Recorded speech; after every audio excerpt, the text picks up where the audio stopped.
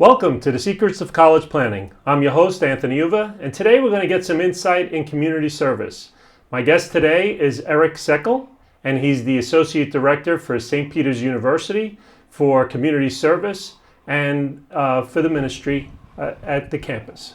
Thank you very much for coming. Happy to be here. I'm glad I made it down a little traffic, but yeah, no problem. Good. So, Erick, usually I start my guests where they went to college. So, where'd you go to school? So I went to Boston University. Loved it up in Boston, actually. Kind of reminds me a little bit of Jersey City, which is where I'm from.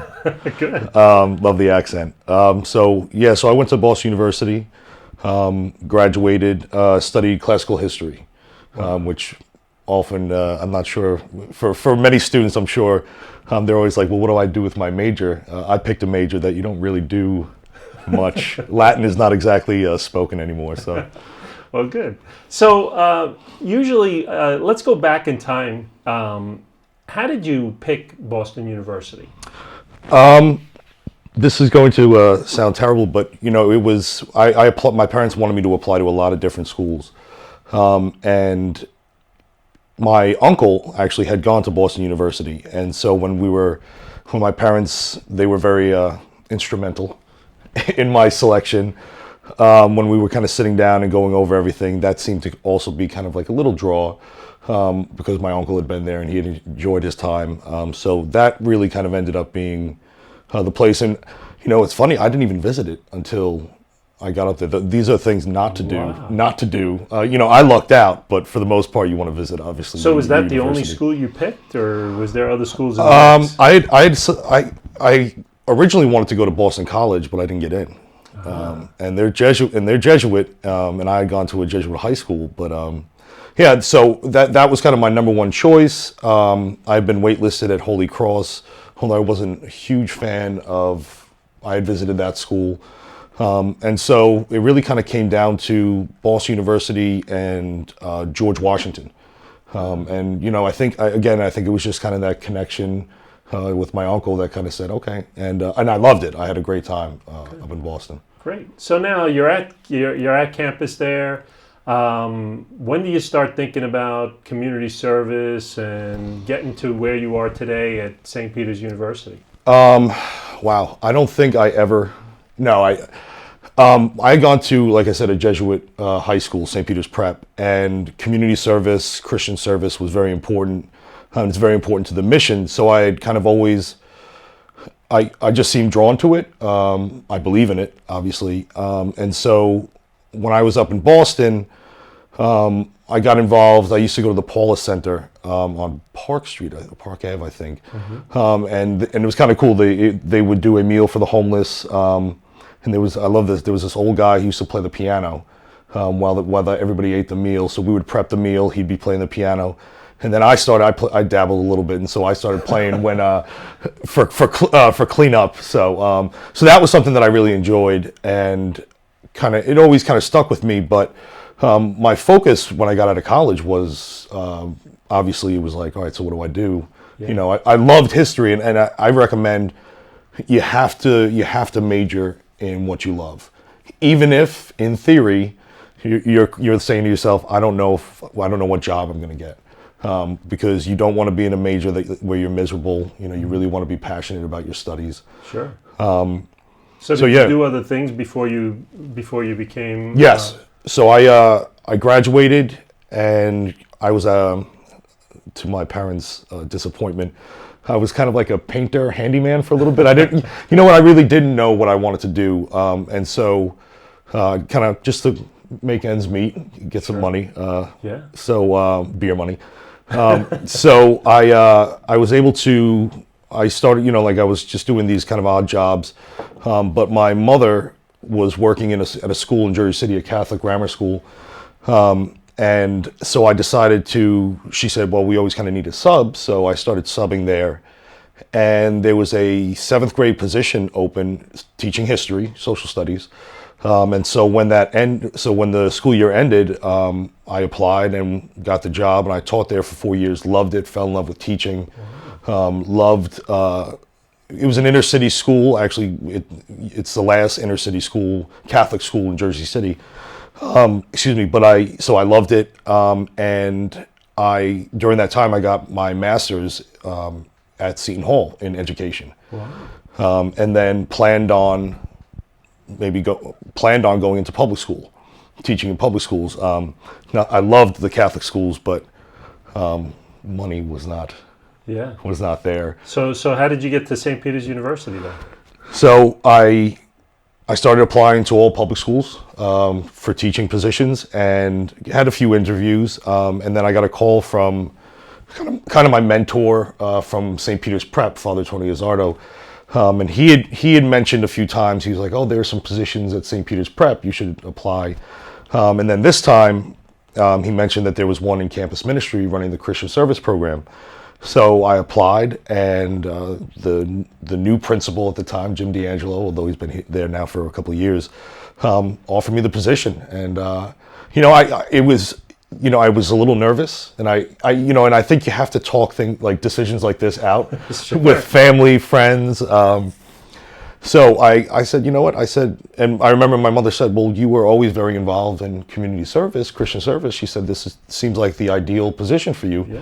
Yeah. And at that moment, it wasn't the track that I had been planning, but I thought a lot about it, and I said, "I'll take a shot at it." So I started there, and I was there for 2 years. And then a parent of a student who was at St. Peter's Prep mentioned she was the director of campus ministry right up the block at St. Peter's College at the time, now university. Yeah. And she said, "Oh, you should apply for this associate director position." I did. That was a tough decision though, to leave prep, because that had been, even in my yearbook, my senior year yearbook, like my dream job was to work at prep. So I had it, and it's like, well, why am I leaving? But I in no way do I regret it. Love St. Peter's Prep, but just fell in love with St. Peter's University.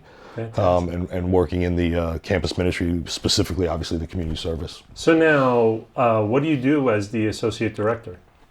So my main responsibilities are the domestic service program, but basically, again, community service is so important to the mission of Jesuit universities and high schools and colleges that they put an emphasis on it. And so what I did, my responsibility is it's the greatest job in the world. I offer students opportunities to help people, and hopefully they begin to really buy into and believe in this idea of being a man or a woman for others, serving others. And so basically, and in my mind, I'm a very simple person. I said, all right, well, what are the needs in the community? And we'll come up with programs for each one. Yeah. That's great. Yeah. So now, as a student of the university, what do they expect when they go into community service? Well, the cool thing about St. Peter's, and this is always kind of a debate that a lot of people will have: should you require community service, or should you, should it be just completely voluntary? Yeah. For the most part, it's voluntary at St. Peter's, although I know student organizations have to do a service project and athletic teams have to do service projects. But basically, they come to me, and I try to work with them and try to say, all right, well, what are you interested in? Basically, I'll set up a lot of different service projects and different programs, and then it's up to them if they want to get involved. But I mean, this is why St. Peter's is amazing, because we get almost a little bit more than half of our students who will do some sort of community service. Wow. So it makes my job easy, because they're there because they really want to serve the community. What are some of the projects that or community service that some of the students have done in the past? Well, so we have a couple programs. So we have a tutoring program. It's actually through the Federal Work Study program. It's called America Reads. So it's a tutoring, mentoring program. Wow. In the after-school programs in Jersey City. We have a program called Junkyard Dogs. It has nothing to do with junkyards or dogs. It's just, growing up, it was my favorite wrestler from WWF. So, plus it sounded better than like the St. Peter's Sweepies. We basically go out and clean the streets of Jersey City. Oh. That comes from when I was in college. My roommate was like, "Oh, you're from Jersey City?" He's like, "Dirty City." And I was like, "Oh, okay." I wasn't very happy with that. So later on, I was like, let's make a difference. Let's go out and actually show that we care about our community. Students love that. It's the most basic of things. Sure. But it's really an example. I mean, you're out there, yes, you clean up, but it's really to kind of show the community that we love Jersey City. And then I guess actually I'll say my favorite. I came with my T-shirt. Not my favorite. I shouldn't say that. We started a campus kitchen at St. Peter's 2 years ago, and we were the 39th campus kitchen in the country, and the second in New Jersey. The other one is in Atlantic City, so a lot of space in between. Sure. And what we do is we recover. I used to say reclaim, but we recover food that would be wasted. You'd be surprised how often when you pitch this idea, people think that I'm going over to their plates and being like, "Are you going to finish that?" Or into some sort of bin that I give people who are hungry. It's basically taking the unused trays of food from restaurants, not so much restaurants, but dining halls, cafeterias. So if you think about it, cafeterias, dining halls, caterers, they cook for the number of people, but if people don't show up, if people decide not to eat in the dining hall or at that cafeteria, they have tons of food, trays of food in the back. So we take that and then we get it to people who need it. We make sure that we repackage it so that it's a full, healthy meal. Yeah. And in 25 months, we've done 23,000 meals. Wow. Fantastic. And really, the only cost is hairnets, gloves, aprons, and trays. That the students have to get? Yeah, but that's through my budget. So when students come to the kitchen, we have 5 cooking shifts every day in the after school. Although it's never really after school. But like basically from about 2:30 or 3 to 5, we go in, we see what food we have. We also get food from an organization called Table to Table. They're kind of like the intermediary between grocery stores and then soup kitchens, etc. So they give us produce, canned non-perishable food, meat, cheese, whatever. So we get that. Plus now we're also connected with Blue Apron through the Hudson County Health and Human Services. Mm-hmm. So on a normal cooking shift, we'll walk in and say, all right, we're preparing meals for these people, for this group. How many? All right, what do we do? Do we have cooked food already? Do we need to cook? Do we need to add to it, augment it, whatever? And it's just an amazing program because you're saving so much. The stat is 40% of all food in the United States is thrown out. Wow. Which is insane, given the fact that like 60 million Americans are food insecure. Sure. So students love this because they get to see a real, they see the trays of food that we saved and they're able to see it go to the people who need it. Now, are you helping just the community of Jersey City, New Jersey, or are you helping New York City, or are you helping... If the tolls were lower, we'd go help New York City. Right now, when we started out, I was very nervous because the idea of saying to people, whether individual families or shelters or soup kitchens, hey, we'll give you food on Tuesday, every Tuesday, is daunting. What if you don't have the food? What if the dining hall and our partner in the dining hall is Sodexo, and they've been an amazing partner. But what if everybody ate all the food that day? So, so when we started out, I was very nervous and wanted to limit it. Originally, I was like, all right, we'll do 50 meals a week. And that quickly changed to 200 meals a week to where we're at now, which is about 500. But our focus is we do individual homes, individual families. Wow. Who, that's the toughest because you're delivering to a lot of different people, and the people are in Jersey City, Bayonne, West New York. So all of Hudson County. All of Hudson County, basically. But again, it's always going to be time and, how do you get things there? Again, we've been very lucky that some donors have given us, we have 2 minivans that we use to deliver. Mm-hmm. But, you're still limited. A gentleman called my office because he was looking for some meals. He was in Elizabeth, and it took me a total of like 2 hours just to go there and back just to deliver 3 meals. So we would love to expand and deliver to more places. It's just you'll always be limited. Although, we were the first or the second campus kitchen in New Jersey, but I would hope that other universities kind of buy into this and maybe open. I know that I've been in contact with someone from St. Elizabeth's College, and they're interested in kind of. What's the process that you would have to take to open something like this? So, man, I'm telling you, my throat is killing me. Right there. So the Campus Kitchens project is based in DC, and they establish or help you establish a campus kitchen at whether it's high school or university. So you would go through them. That's who you would basically work with, and they set you up and get everything. Go through. It's actually quite extensive because you're running a commercial kitchen. So sure. You go through you understand the paperwork, all the documentation. Where are you going to be working? We're lucky that we have our own kitchen, but many universities work in their dining provider's kitchen. So contacting them would be the first step. I believe that we're up to about 55 campus kitchens in the country now. So even within 2 years, that's 16. Wow, fantastic. Now, is there donors that come in and donate different things to the campus kitchen and the ministry and so on?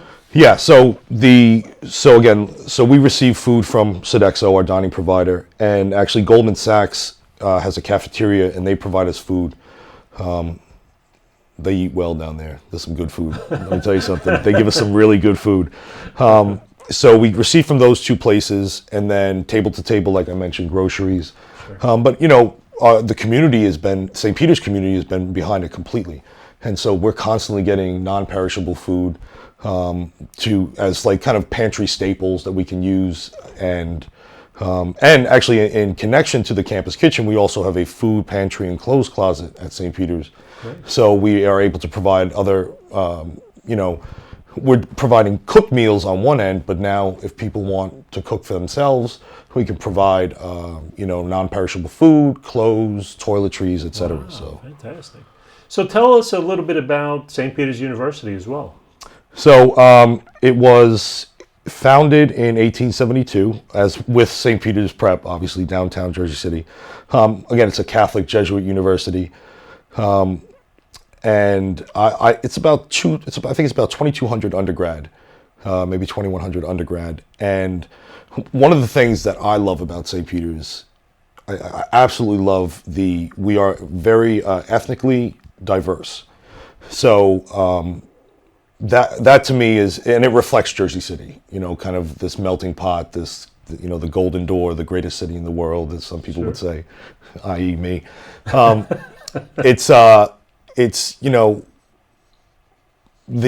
give you an example. President Obama had a presidential community service interfaith challenge, and it's been done a couple times each year.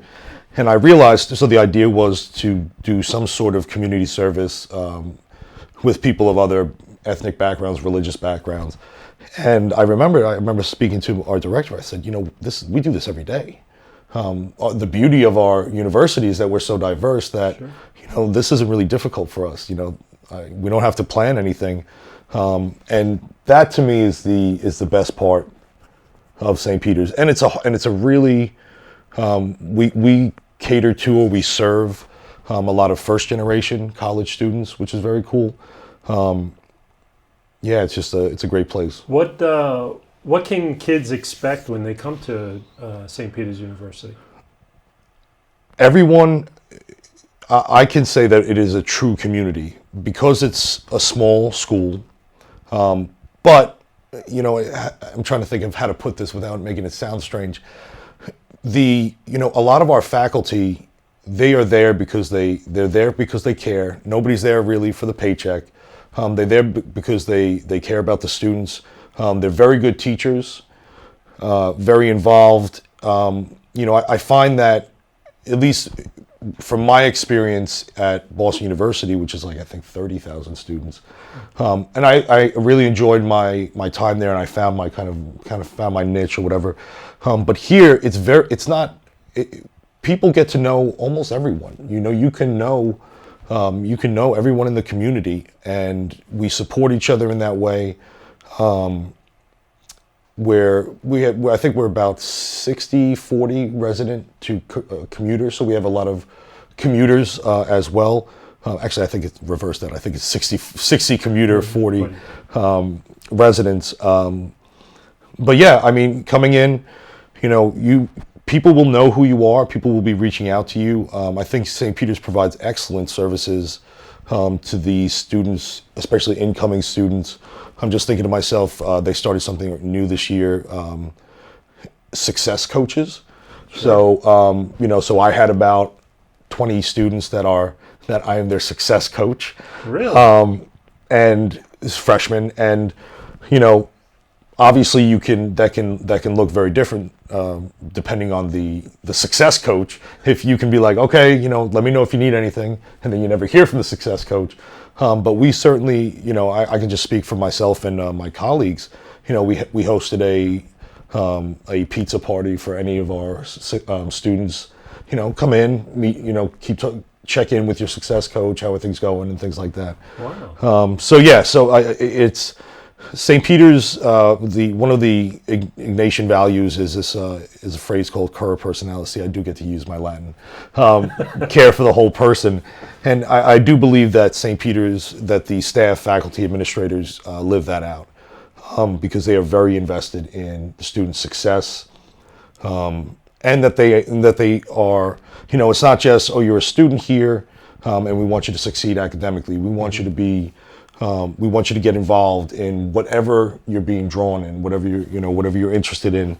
We want you to succeed in all facets of life. Now, do you see a lot of kids once they come to school and they do a lot of community service at the university? Do you see them after college start doing a lot more community service? Yeah, here's a good example of here's a tip for any student: get involved. And get involved. Community service, while it is, to me, it's obviously essential as to be a human, is to serve others and to care for others, but it looks very good on your resume. And quite often, places that you volunteer at sometimes will hire you. I can think of a few students who volunteered at a site and then they were hired on to work full-time when they graduated. Mm-hmm. And certainly, I mean, that's our goal as teachers. Sure. Administrators, staff, whatever. We want to instill these values of care and concern and for others and service to others and fighting for justice. And ideally, you have all these experiences of community service. You learn about different issues, but then you go off into your career and live these values out in your career. Yeah. So it doesn't necessarily mean that you, I just gave you a couple examples of students working in nonprofits afterwards, but no matter what your job position is, whatever your job or career, you can certainly serve others in that way. Do you see a lot of schools at the high school level, when you go to the high school level and they talk about college and things, do you see a lot of that community service in the high school as well when they're going into college? Yeah, I mean, I think you don't want to say that community service is like the popular thing now, but thankfully, even in high schools, they require students to do some sort of community service. So a lot of students show up, at least at St. Peter's, show up and they have multiple, experiences of serving in the community that they can, some bad, some good. Yeah. But then, it's not something brand new to them. I've never met a student who's like, well, what do you mean? Like, so we're going to help people? Like, so. But do you ever see a lot of students use it on their applications when they're applying? They should. They should. I'm sure some do. That when I started there, I really wanted to track all hours so that if a student came to me and said, for the last 4 years, how many hours have I done? I can provide that to really? them. But absolutely. I mean, students should use it. It doesn't mean that it cheapens what you've done. I was just speaking to a student who's going into physical therapy, and some of the schools she was applying to required it. They expected you to have done a certain number of hours of service. So certainly it's essential just to get involved in anything, but particularly with service. Good. Well, we're coming to the end of our show. So usually I ask my guests, what advice do you want to give to the parents out there that their sons and daughters are thinking about going to college and thinking of community service? What advice would you like to give them? No matter where their child goes, I would stress that the students get involved, that your children get involved in community service, particularly because studies show that when you're more involved, whether it's in student activities or in community service, you do better in school academically. It's also a great opportunity to meet people, to interact with your classmates. A few students have met their significant other on service projects, Sure. and that doesn't mean that you show up and you're like, "Where's my wife?" Ready to meet her. But the more you get involved, whether in student organizations or community service, I really do believe that it helps body, mind, and soul, and certainly gives them an opportunity. Key thing is they get to experience some things that maybe take them out of their comfort zone, Yeah. which sometimes can be really good and very eye-opening. Yeah. Great. Well, thank you very much for coming on the show. Hey, it was an honor. Yeah. I talked a lot. Sorry Yeah, about that. good. That's what we're here for.